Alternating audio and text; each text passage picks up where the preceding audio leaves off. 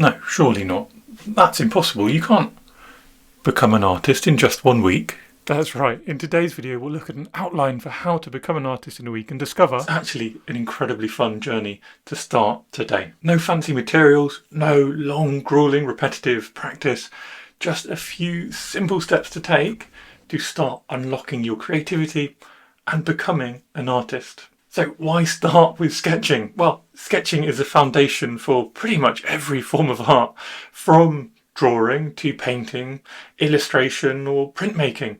All of this requires a good hand-eye coordination and basic fundamental skills in drawing. You don't need to be good at sketching though to get started. You just need to start. The goal is not perfection, it's about building up habits, developing your style and starting to make the decisions which create your version of the world onto your page. Now, you've probably heard of the 10,000 hour rule. To master a subject, to master a technique, you must spend thousands of hours to do so.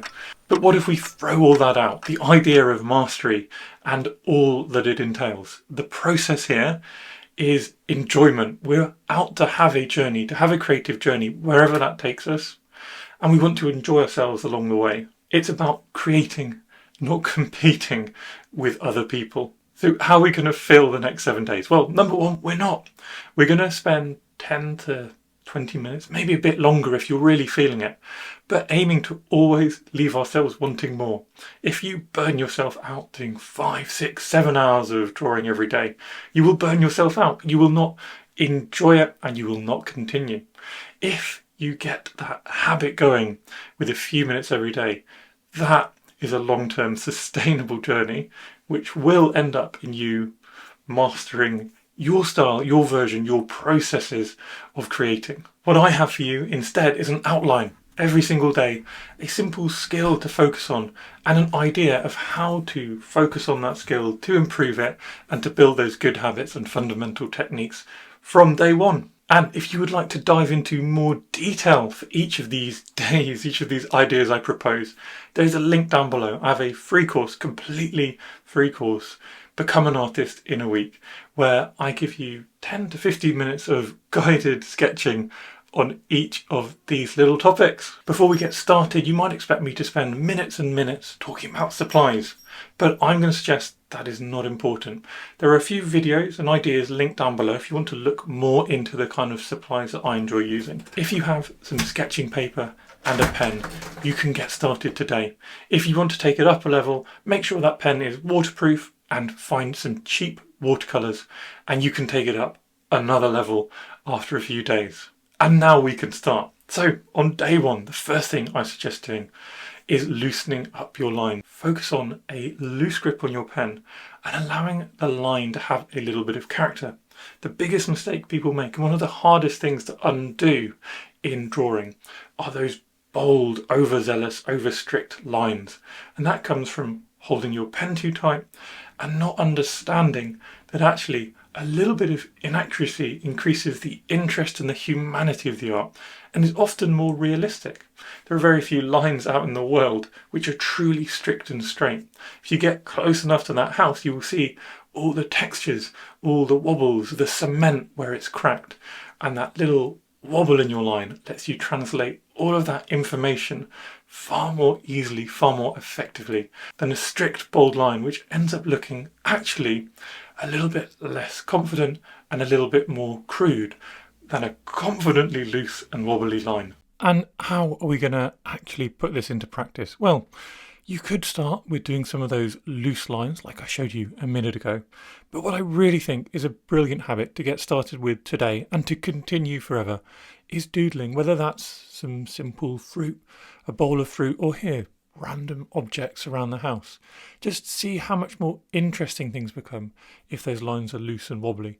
If you're feeling really confident, maybe even sketch the house opposite you or do a little house portrait of your own house, all focusing on keeping that line loose and lively. Now that we have loose lines and a little bit of fun, day 2 is all about recognizing how to build up objects.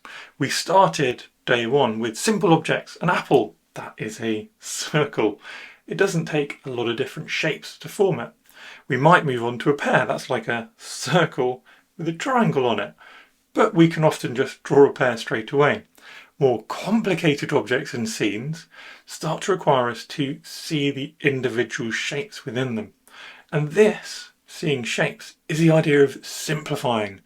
And simplify, simplify, simplify is what I would love you to remember the whole week that you start your sketching journey and beyond. Because if we overcomplicate things, everything about getting the proportions right, that is, getting things looking like they're the right size, getting the perspective right, which is getting the viewpoint and the angles right, everything like that becomes way more complicated, way more challenging if we don't start simple. So your challenge today is to find a few reference photos and break them down. This lighthouse and the rocks below it turn into simple rectangles and triangles, and then we put our loose lines, turn it into a loose line doodle, and we have quite a compelling image of a lighthouse, which is far more interesting. It was also really easy for me to simplify onto my page. And from here, don't forget, we can build up the detail, and later on we'll be adding colour and other fascinating touches. These ideas don't just work for man-made objects, they work for humans as well. The basis of a human could be easily broken down into some simple shapes, adding character looseness to those lines, and suddenly a human emerges onto your page. Now I'm sure you get the idea, and what I'd love to see you do is try a load of different simple scenes and objects, just using character in those lines to reinterpret simple shapes and make these scenes come alive on your page. Notice I'm even using a big bold Sharpie here. This does not need to be a fancy exercise, and it's definitely something you can start today. So, seeing shapes is all about looking at an object, a face, a person, a building, and just breaking down the simple shapes in there. When we have the simple shapes, we can pop them on our page, join them up, and we'll end up actually having drawn something remarkably complicated. Seeing shapes, drawing shapes, is seeing like an artist. Next up, proportions. Proportions is the idea of having objects on your page looking the right size relative to one another, looking like they're in scale. To illustrate the point, let me detour briefly into Yoda versus Palpatine. Here we have Yoda, very small, and Palpatine obviously a bit bigger, but how do we accurately draw these two characters? It's all about getting things relatively correct, and that starts with an anchor measurement. An anchor measurement is where we take an important part of the scene and we define that as our unit of measurement. So I present to you the Yoda, and we can see one Yoda is equal to the same size as our Yoda, but two Yodas is equal to Emperor Palpatine. The window in the back is one Yoda wide, and we can even find that Yoda's lightsaber is half a Yoda, whilst Emperor Palpatine's is one Yoda. Now, none of these measurements are perfect, but as Yoda says, perfection leads to anger, anger leads to hate, and hate leads to suffering. So let's just be good enough. This is where seeing our shapes comes in handy, because if we can break things down into simple shapes, we can then start measuring our shapes. Take, for example, this very complicated church, but I find a simple square within it. I call that my anchor shape. I can then expand that anchor shape up and down and find how tall the church is. And even within that, this dome, for example, is half an anchor shape big. And then it's relatively simple to pop this on the page. Remembering our simple shapes and our loose lines, I can measure my 5 anchor shapes. I can also do other form of measurements, checking where do the tops of these towers and the bottoms of the domes intersect. That's another relative measurement.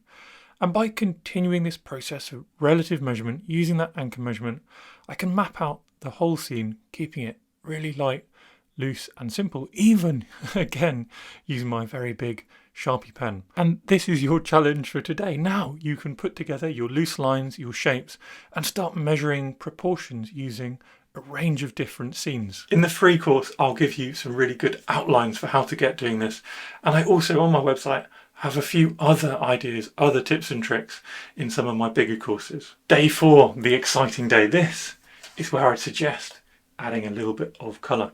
And I suggest using watercolours. As a beginner, these are wonderfully forgiving, easy to use, and you do not need to spend hours washing up, cleaning up after yourself. They are, however, unpredictable, and excessively controlling them is the biggest mistake that I see people make. The colours I'm painting here are really thick, they're really opaque, and they're really dry. Instead, take your clean palette, mix your colours in the palette with plenty of water. You're looking for this kind of consistency, definitely not toothpastey, nice and watery colours, especially for the first colours you put down. This gives you this amazing crystal clear flow down the page. And the other thing about watercolours is they love water. Look what happens if we paint wet on wet. A wet page with some wet watercolours dropped in, and the pretty colours do what they want. They make amazing, unpredictable but beautiful movement on the page. What I'd suggest doing on your first day with watercolours is just getting to know the water balance versus the pigment. What we want is transparent, light colours which can move around a little bit, not flooding the page with water, but allowing those colours just to move enough. Let them do their thing on the page. So what is your task? Well, remember those simple sketches we did earlier when we were just practicing shapes and loose lines?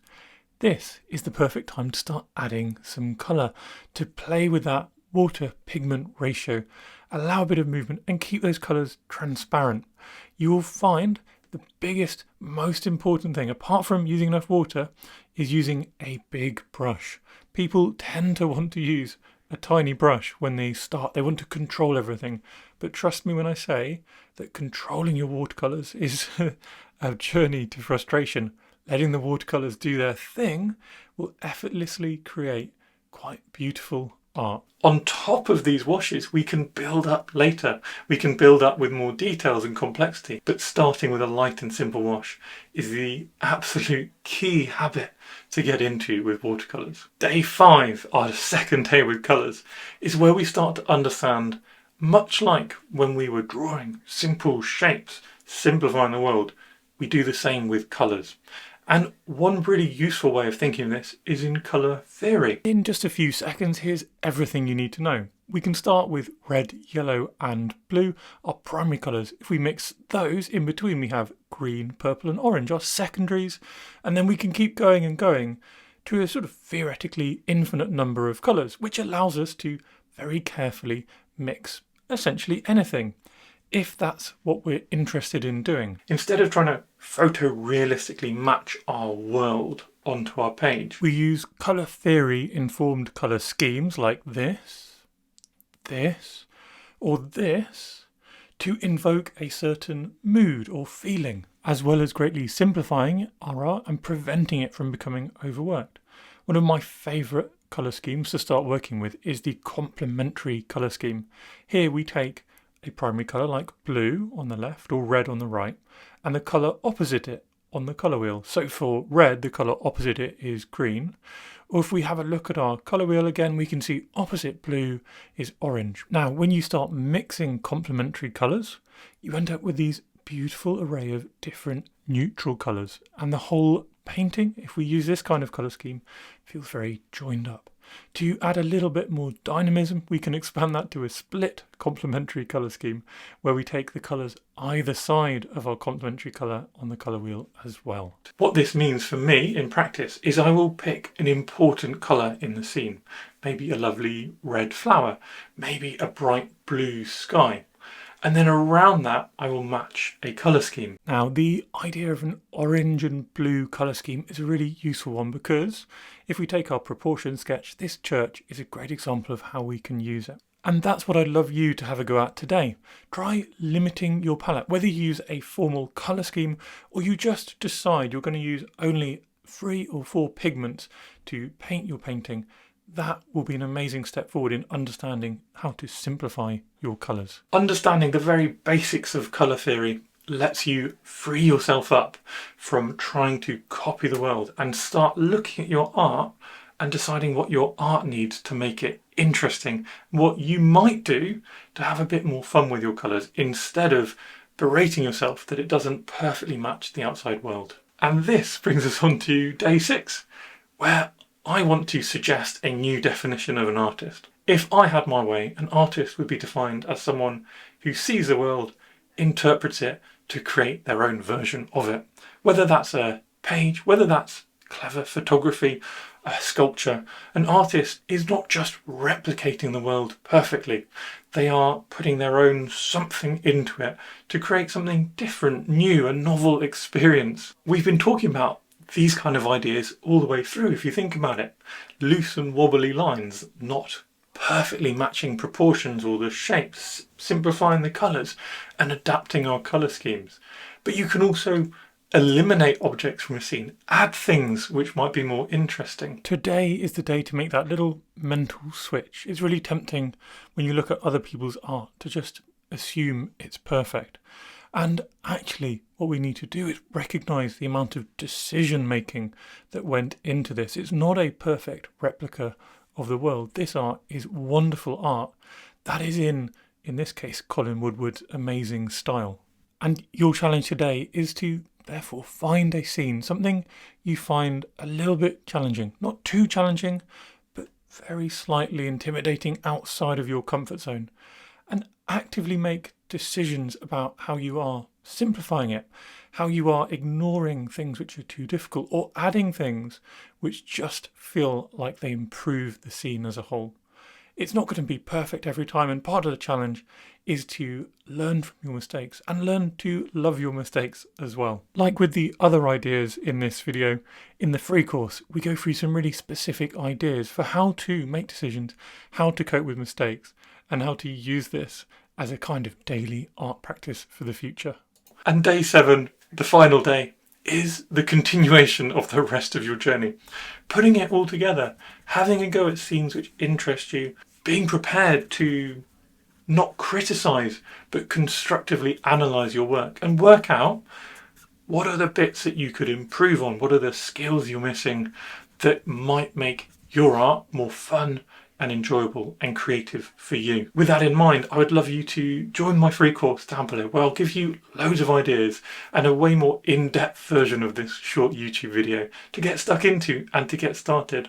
From there, I have a series of in-depth courses, subject specific, from people and landscapes through to broader, more in-depth ink and watercolour sketching courses. Thank you for watching. I hope you have fun with your creativity.